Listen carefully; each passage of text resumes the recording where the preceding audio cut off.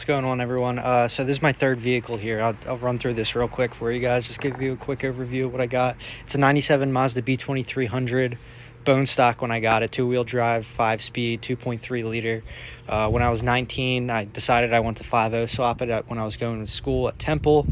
It was my daily driver, so I 5.0 swapped it, got it done by the time, right before I turned 21, actually, and I don't know what, it took me 3 months to do the swap.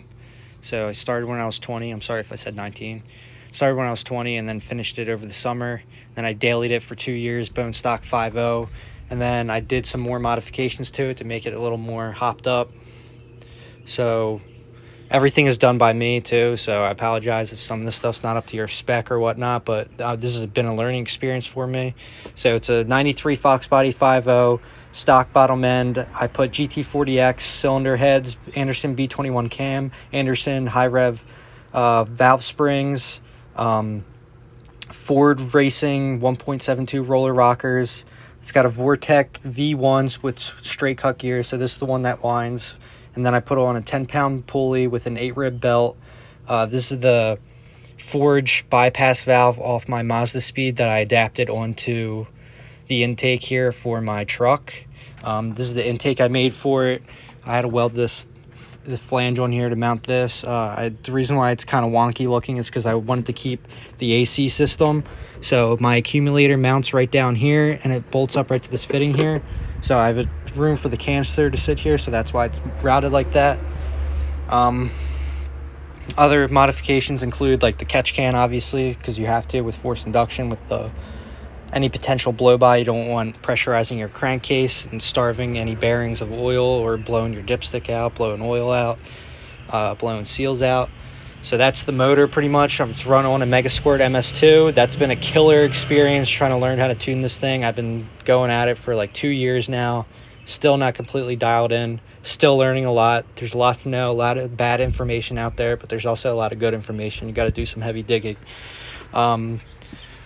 The washer tank for the windshield washer fluid, this tank, and the overflow, coolant overflow, this was all kind of like one piece of stock.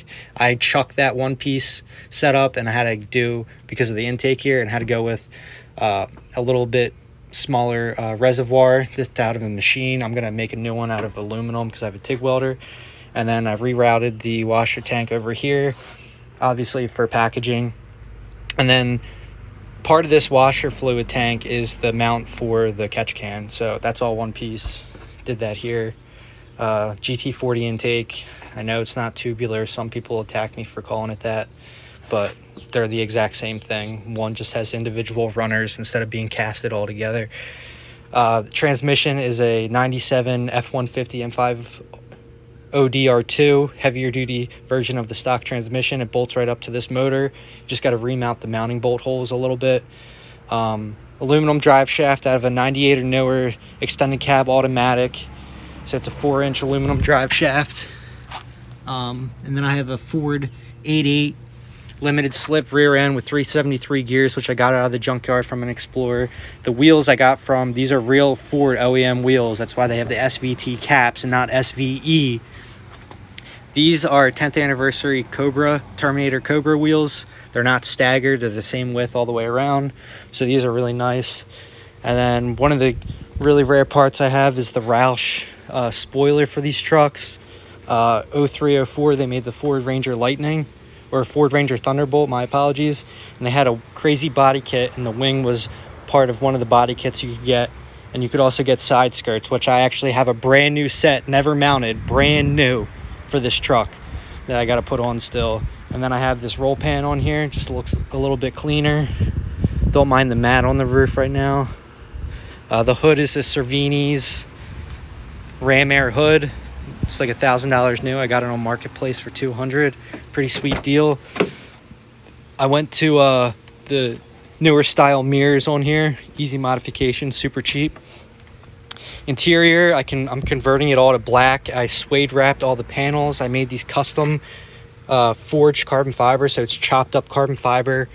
Interior trim panels here. And then for the Explorer Center console swap, I suede wrapped too, redid the top panel. And this is all forged carbon as well.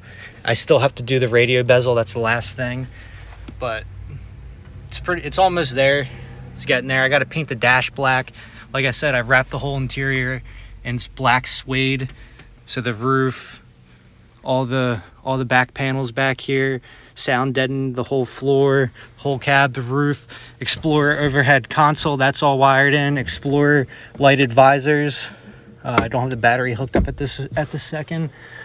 And then I have a core shifter, short shifter on here for this transmission, the M5OD. So if you go to core shifters, you can get short shifters for the stock Ranger transmission or the R2s. So that's pretty much the interior. And then I got my AFR gauge, which is hooked up to the Mega Squirt.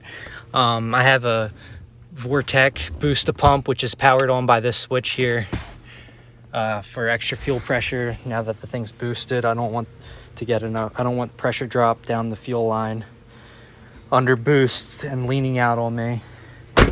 But that's pretty much the Mazda truck, the Monster Mazda, some people call it. I want to make B5000 badges for it and make those out of carbon fiber. But this truck's pretty tricked the way it's set up right now. It gets a lot of attention. A lot of the guys at work like this thing. But yeah, it's pretty much everything on the Mazda truck that I'm going to go into right now.